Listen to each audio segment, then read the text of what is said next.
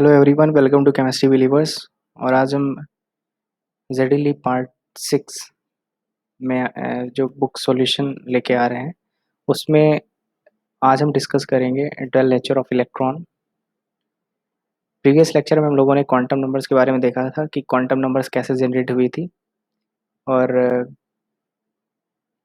हमारा जो Sommerfeld model था उसके बारे में हम लोगों ने देखा था, काफ़ी डिटेल से देखा था। और यहाँ वहाँ से कई सारी ऐसी चीज़ें भी पता चली जो नॉर्मली हम लोग पढ़ते नहीं हैं कि क्वांटम नंबर आखिर में जनरेट कहाँ से हुए। ठीक है, इन सब चीज़ों के बारे में हम लोगों ने डिटेल से देखा था प्रीवियस लेक्चर में। आज हम लोग एक इंपॉर्टेंट पॉइंट्स पे डिस्कस करेंगे, ये है डुअल नेचर ऑफ इलेक्ट्रॉन। ठीक है, पार्टिकल और वेव्स। तो ये एक ऐसा टॉपिक है जो काफ़ी ज़्यादा इंपॉर्टेंट है। इस टॉपिक में को क्लियर होने में कई साल लग गए। ठीक है, कई साल लग गए इस टॉपिक को क्लियर करने में कि जो इलेक्ट्रॉन होता है वो पार्टिकल होता है या वेव होता है। तो देखते हैं इसकी हिस्ट्री क्या थी और कैसे एक्सप्लेन हुआ कि ये क्या है।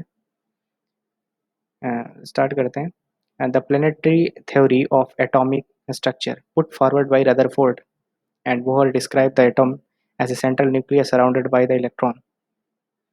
तो जो सोलर सिस्टम वाली थ्योरी मैंने बताई थी इसको प्लेनेटरी थ्योरी कहते हैं कि हमारा जो न्यूक्लियस होता है वो सन जैसे होता है और जो इलेक्ट्रॉन के तरीके के हमारे जो प्लैनेट्स होते हैं वो चारों तरफ घूमते रहते हैं। ये रदरफोर्ड ने बताया था। रदरफोर्ड ने जब अपना मॉडल दिया था या प्लैनेटरी थ्योरी के बारे में बताया था उस टाइम इतनी डिस्कवरी नहीं हुई थी। ओके, ये ओवरऑल डिस्कवरी चल रही थी, ना ही इतने ज़्यादा हमारे पास इंस्ट्रूमेंट थे, ना सिस्टम था। ठीक है, जिससे हम लोग पता लगा पाए। तो ये जो भी मैथमेटिकल सॉल्यूशन मिलता था उसके अकॉर्डिंग इन लोगों ने जो भी बताया उसमें कई बार सुधार भी करना पड़ा। ठीक है, और डल नेचर ऑफ इलेक्ट्रॉन पार्टिकल है या वेव, इसके पीछे भी कई सारी जो थ्योरीज आई। ठीक है, उनको देखेंगे यहाँ पे। तो रदरफोर्ड ने बताया था प्लैनेटरी मोशन की तरह से बिहेव करता है। ठीक है, और ये जो मेन क्वांटम नंबर्स जो हैं चार, ठीक है, ये प्रीवियस लेक्चर में मैंने बता दिया है। तो ये टेबल उसके लिए काफ़ी इंपॉर्टेंट है कि प्रिंसिपल क्वांटम नंबर कहाँ से आई। के सेल से आई थी, के एलिमेंट सेल से आई थी। एजीमुथल क्वांटम नंबर हमारा आया था सोमरफील्ड के मॉडल से कि जब इलिप्टिकल ऑर्बिट में मूव करता है या सर्कुलर ऑर्बिट में, तो वहाँ से आया था। मैग्नेटिक क्वांटम नंबर हमारा जीमान इफेक्ट से आया था। और स्पिन क्वांटम नंबर हमारा स्पिन की वजह से आया था। ठीक है, एनर्जी वहाँ से निकाली थी ms NH/2 पाई। तो ये क्वांटम नंबर से मैं प्रीवियस में डिस्कस किया है, उसमें आप देख सकते हैं। तो जो हमारा डुअल नेचर ऑफ इलेक्ट्रॉन था, इलेक्ट्रॉन क्या है, पार्टिकल है या वेव, इसके बारे में देखते हैं। The electron is thus considered as a particle. In 1920s, it was shown that moving particles such as electron behave as some ways wave।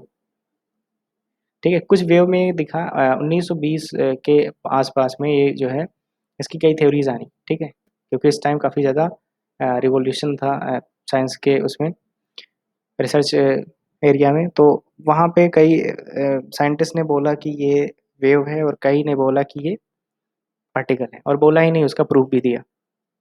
ठीक है, जैसे हमारे जो भी कॉन्सेप्ट आए, ठीक, उसमें ये पता चला कि कुछ में कुछ साइंटिस्ट प्रूफ कर रहे थे कि ये पार्टिकल है और प्रूफ भी कर लिया उन्होंने कि पार्टिकल है। और कुछ ने ये भी प्रूफ कर लिया कि ये वेव है। ठीक है, लेकिन किसी ने ये नहीं कहा कि ये दोनों नेचर रखते हैं। ठीक, तो इसमें काफ़ी टाइम लग गया कि इलेक्ट्रॉन का आखिर में नेचर क्या होता है। This is an important concept in explain the electronic structure of atom. और जब तक ये चीज़ नहीं पता चला, ये कॉन्सेप्ट नहीं पता चला, तब तक एटम के स्ट्रक्चर को डिफाइन करना थोड़ा मुश्किल हो रहा था। For some time, light has been considered either particle or wave. Certain materials such as potassium emit electron when it radiate with visible light or in some case with ultraviolet light. This is called a photoelectric effect.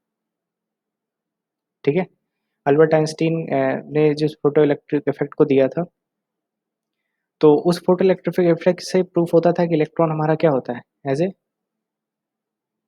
Particle behave करता है। क्योंकि यहाँ पे कहा गया कि potassium emit करता था इलेक्ट्रॉन्स, तो उसको रेडिएशन करा जाता है। ठीक है, या फिर हम लोग अगर इस फोटो इलेक्ट्रिक इफेक्ट को दूसरे लैंग्वेज में पढ़ें तो जैसे हम लोगों का सोलर सिस्टम होता है, उसमें क्या होता है हमारा as a H nu, sunlight क्या होती है आके इंसिडेंट होती है किसी भी मेटल प्लेट पे। ठीक है, तो मेटल प्लेट से क्या होता है, इलेक्ट्रॉन बाहर निकलते हैं और वो वायर के थ्रू हमारी बैटरी में जाते हैं और करंट बनाते हैं। ठीक है, तो ये यहाँ पे इलेक्ट्रॉन निकल रहे हैं, इलेक्ट्रॉन एज ए पार्टिकल निकल रहे हैं, यहाँ से निकल के यहाँ जा रहे हैं। ठीक है, तो ये हमारा फोटो इलेक्ट्रिक इफेक्ट किसको सपोर्ट कर रहा था, पार्टिकल नेचर को। It is explain by light travelling as a particle called photon. If a photon collide with an electron it can transfer its energy to the electron. ठीक है, ये जो मैंने बताया वही लिखा है यहाँ पे। If the energy of photon is sufficiently large can remove the electron from the surface of metal. ठीक है, अगर बहुत ज़्यादा एनर्जी है तो वो सरफेस मेटल के सरफेस से इलेक्ट्रॉन को निकाल सकती है। How the phenomena of the diffraction and interference of light can only be explained by assuming that the light behave as a wave. Okay, तो वहाँ पे उन्होंने क्या कहा कि अगर देखो यहाँ पे जो एच न्यू आया, एच न्यू जो लाइट आई, अगर इसके पास एनर्जी है, ठीक है, जैसे हम क्या करते हैं, जैसे एक बॉल रखी है यहाँ पे, इस बॉल पे अगर हम दूसरी बॉल को क्या करेंगे, स्ट्रोक करेंगे, तो ये बॉल क्या है अपनी पोजीशन से हट जाएगी। मतलब क्या है, दोनों अगर पार्टिकल नेचर में है तभी तो हटेंगी। ठीक है, दोनों अगर पार्टिकल नेचर में तभी तो हटेंगी। इससे भी प्रूफ हुआ कि जो एच न्यू जिससे स्ट्रोक किया जा रहा था वो भी क्या है, पार्टिकल है। ठीक है, लेकिन कुछ केसेस में जैसे डिफ्रैक्शन था, इंटरफेरेंस था, उसमें ये लाइट या वेव की तरह बिहेव कर रहा था। ठीक है, इंटरफेरेंस और डिफ्रैक्शन इन सब में क्या कर रहा था, वेव की तरह बिहेव कर रहा था, और फोटो इलेक्ट्रिक इफेक्ट में पार्टिकल की तरह बिहेव कर रहा था। ठीक है, explained assuming that light behave as a wave in 1924, 1924 में हमारे डी ब्रोगली, ठीक है, डी ब्रोगली साइंटिस्ट जो थे उन्होंने ये प्रूफ किया था। De Broglie postulated that the same dual character existence of electron, sometimes they are considered as particle and the other time it is more convenient to consider them as wave। De Broglie ने बाद में इसको explain किया और बताया कि ये जो है इलेक्ट्रॉन दोनों तरीके से बिहेव करता है, कभी कभी कुछ केसेस में पार्टिकल की तरह बिहेव करता है, कुछ केसेस में वो वेव की तरह बिहेव करता है, मतलब ये दोनों कैरेक्टर रखता है। इसी को कहते हैं ड्यूअल नेचर ऑफ इलेक्ट्रॉन। तो 1924 में, इसके पहले हमारे जो डिफ्रैक्शन में यंग का डबल स्लिट एक्सपेरिमेंट था वो डिफ्रैक्शन प्रूव कर रहा था, और कई सारे एक्सपेरिमेंट उसके पहले भी हुए, जो जैसे न्यूटन के टाइम में थे, न्यूटन ने भी उसको जो है एज अ पार्टिकल मान रखा था। तो ये जो साइंस जो भी कॉन्सेप्ट थे, ठीक, उनको 1924 में क्लियर किया डी ब्रोगली ने, और उन्होंने एक रिलेशन दिया था, is equal to H C upon lambda. ठीक है, जिसको हम लोगों ने प्रीवियस लेक्चर्स में भी पढ़ा है, is equal to H C upon lambda.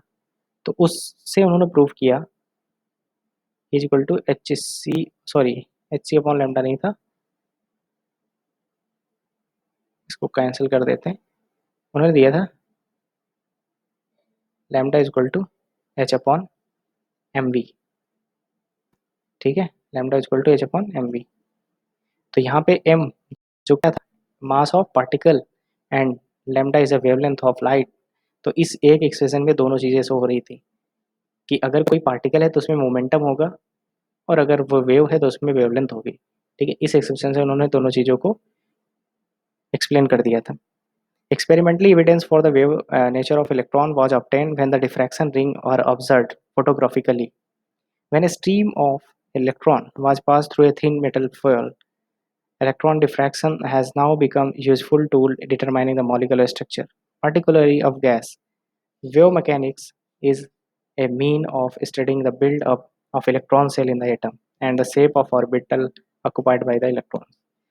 ठीक है, जब इसकी जो डिस्कवरी हुई उसके बाद से जो है काफ़ी ज़्यादा हेल्प मिली एटॉमिक स्ट्रक्चर को समझने में। ठीक है, तो डुअल नेचर ऑफ इलेक्ट्रॉन जो है डी ब्रोगली ने 1924 में दिया था। इस एक्सप्रेशन को लिखा नहीं गया, आगे इस बुक में मिलेगा ये एक्सप्रेशन। ठीक है, तो इस यहाँ पे हम समझ लेते हैं कि lambda equal to H upon M V जो ऐसा एक्सप्रेशन था जो कि डी ब्रोगली ने दिया था, और जो ये एक्सप्लेन कर रहा था कि ये क्या है, डुअल नेचर को शो कर रहा है। लैम्डा जो है वेव को शो कर रहा है, एम वी जो है पार्टिकल नेचर को शो कर रहा है। तो आज के लेक्चर में हम इतना ही देखेंगे, और नेक्स्ट लेक्चर में हम लोग हाइजेनबर्ग अनसर्टेनिटी प्रिंसिपल को डिस्कस करेंगे। Thank you.